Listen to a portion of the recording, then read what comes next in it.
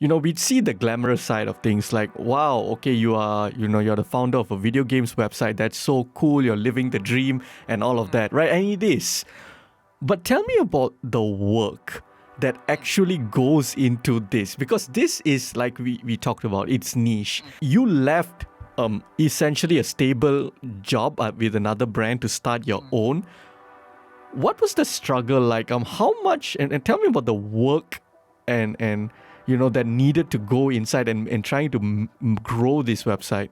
When I was with a big brand, it had a big brand backing, tech stuff and Right. all. It's easy, right? Everything is like, I'm not saying they are spoon-fed, but everything is within reach.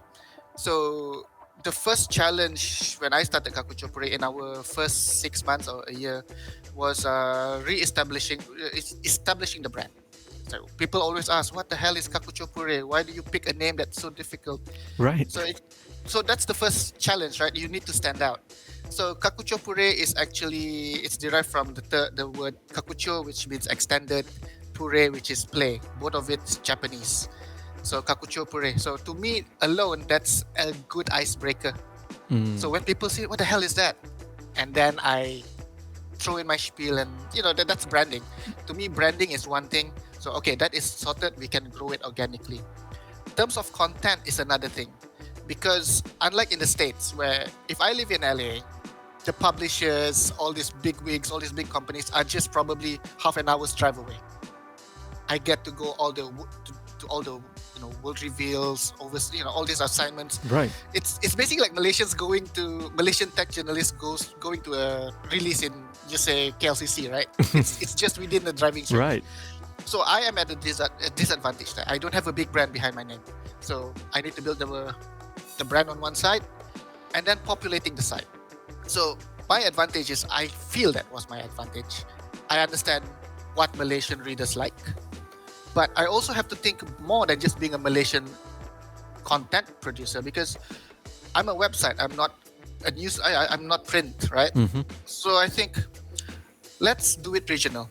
We approach it regionally. We approach it from a very professional standpoint. We approach it from a very global approach.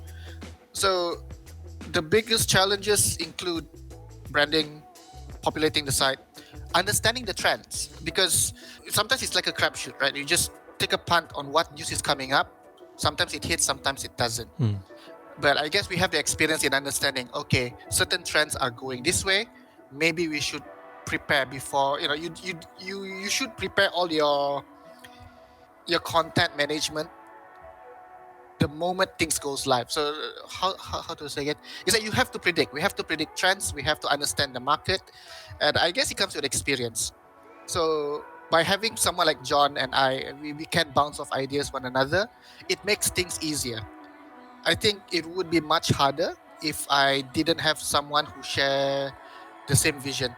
Right. I was very lucky to have John with it, and the way we run things is it's a very flat structure.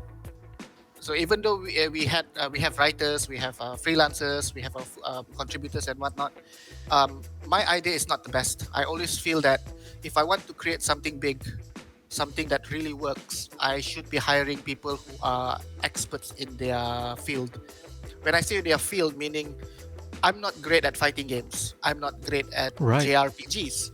So if I want to touch that topic, I need to get someone who are as passionate as me when it comes to like first-person shooters. I like first-person shooters. I like sports, right? So I need to find someone of equal skill, equal knowledge, and equal understanding. Because I always put, it's not about Kenn Leandre. It's always about Kakuchopurei. Right.